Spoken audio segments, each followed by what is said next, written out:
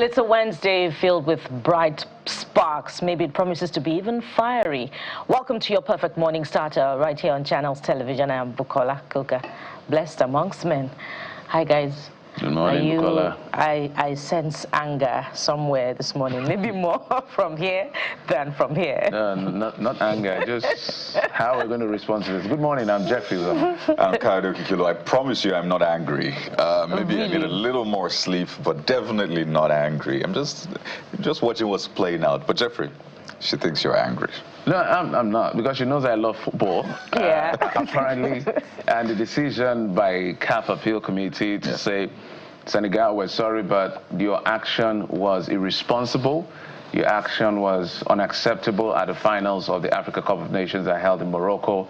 I think this basic rule was that, or in football, is the fact that if you leave the pitch or you stop playing for whatever reason, beyond 10 to 15 minutes, it's as good as you are forfeiting the match. So that is what I believe CAF relied on to make a decision eventually to say Senegal doesn't deserve to be the African champions based on their behavior, and has now given the cup by forfeiture to Morocco, awarding them 3-0, which is what the rule book says as far as this match is concerned. But there are reactions all over the place, for and against. People are saying African football is a joke. People are saying, well, it is what it is. They should have understood this. No matter how angry you were, you should have behaved yourself. So, Kyle and I are debating as to the referee. I think the officiating was horrible to a large extent in the final. Kyle feels it was okay. I don't agree that it was okay, because it is the officiating that now gave that build-up decision. I wish we can get the replay of what eventually was called the penalty. Perhaps it was a penalty, but the multiple forms of decision that led to the eventual decision that escalated to the point where the guys left the pitch. But if we want to follow the rules are the rules. This is just to enforce discipline in football, that no matter how much you disagree with the position of the referee, don't walk out, don't abandon the match, stay, and then the officials of the organizing committee, or like CAF or the governing body, will be able to make a decision on the referee. That's my 2 cents on this matter. But I feel heartbroken for Senegal, because this is joy just taken away, just like that. Sorry, Senegal.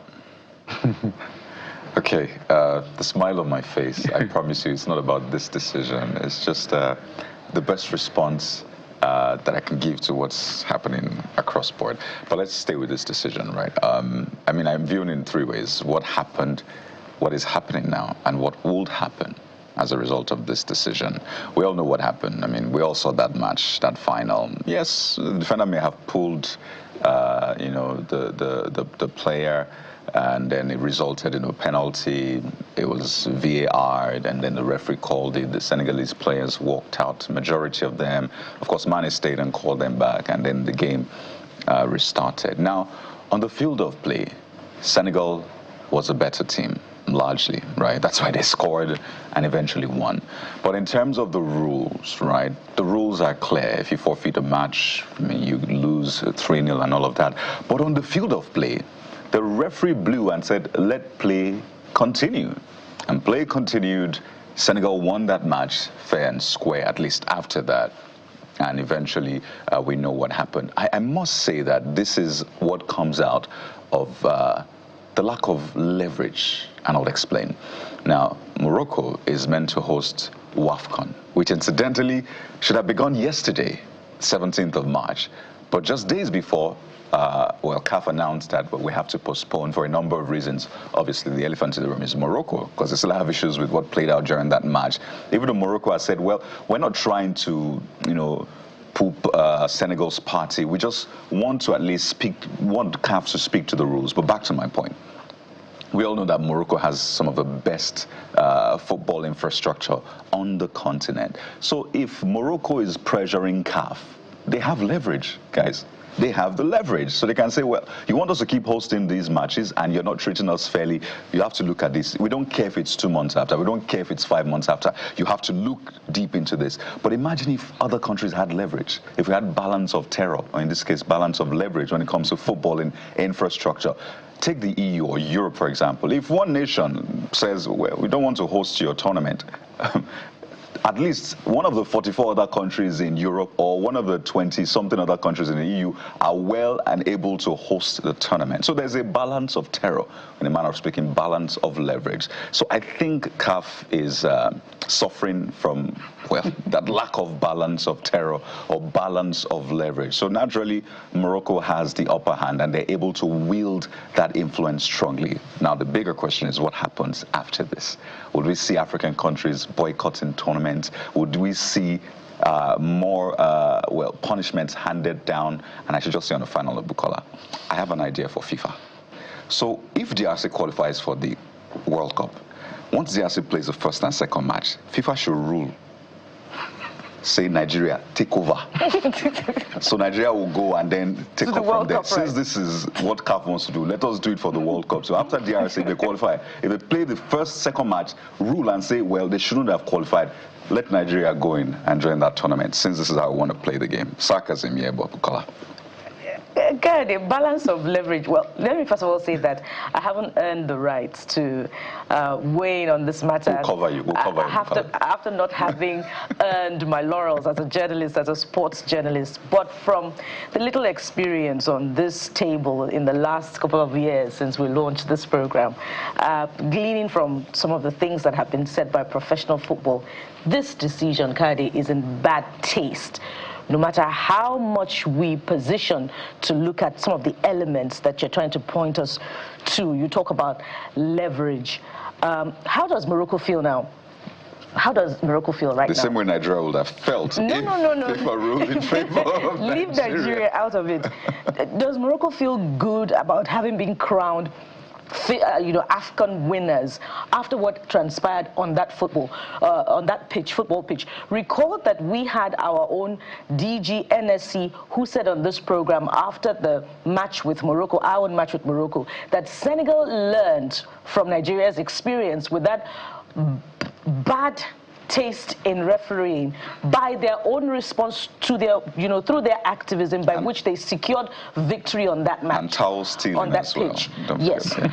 And I've heard enthusiasts say that, look, they're leveraging their, the pressure on them to host the AFCON match, and by that they have refused to make a decision on that, and they've been reluctant to do that, and as a result this perhaps is pressure on AFCON, on CAF to make a decision, because there had been a decision prior to this time through which fines were handed out. So has this victory been purchased under the table?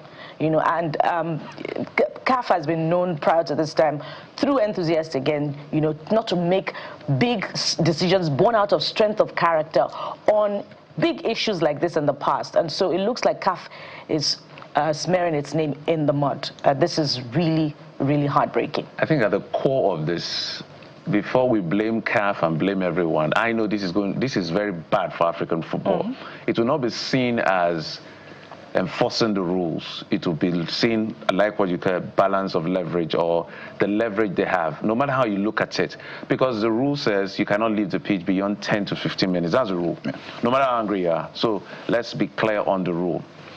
But at the end of the day, it will be seen in very bad taste, as I said to you. But the base of this is the fact that African referees need to step up. It is the horrible officiating that brought us here. We're not saying the European referees and the rest, they don't do their thing, but because we know how they officiate at the World Cup against African countries. However, when you compare both sides, you know that African referees need to step up as referees, because if the officiating with Nigeria did not happen, perhaps, the offensive by the Senegalese wouldn't have happened that led to the decision. So I like to look at it from the origin. what is the trigger point? And it's the poor officiating or perceived bad officiating. I think that penalty was a penalty. Concerning that is not the argument. I think it was a penalty. No. That's not the argument. I'm not debating the penalty. Right. I'm debating what led to that build-up from us, Morocco versus Nigeria, right. And then Senegal said, the Ghanaian referee, we will learn from this thing that happened, because it looks like when these North African guys are playing, they want to win at all costs. Look at the embarrassing stealing toil. I'm sure they have a lot of toils in their country now. So, and all the things that had happened, Senegal may have said, we will go on the offensive. So we're going to be on the lookout psychologically, not just football, to fight this battle. And this is where it has landed everyone. And in reference to the rule that you're referring to, which talks about if they leave the football ground. You can't leave beyond 10, 15 minutes. Yes, you can't. I've heard enthusiasts also say that that refers to the ground. And there's a difference between the ground and the pitch. And so if CAF is saying that we're not referred by our decision, we're not making our decision based on performance, but based on the rules, that in itself falls flat in the face, because they didn't leave the ground. They left the pitch, and they returned to the pitch, upon, It's about timing. The intervention of one of the players of the team. I think it's clear. We all know. I mean, there's justice being done, justice being seen to be done. So injustice being done and injustice being seen to be done. It is clear here. But if anything, I think they have learned from politicians here that if you cannot win during the election, you can win in court. Yeah. Go to court and win your battle by yourself. This is what's happening. This is an empty victory for Morocco, by the way, because the court of public opinion overwhelmingly favors Senegal, not just out of sentiment, but also out of appreciation for the performance of Senegal on the pitch of play on that day. For me. So this is a shame. Seated here. Yeah. By the books, Morocco has won the AFCON. But as a person, Senegal is my champion. I'm sorry. And that's what it is. Congratulations, Senegal. So while we deal with these issues, clearly, this is not the end of it. Absolutely. We're still going to give you a breakdown.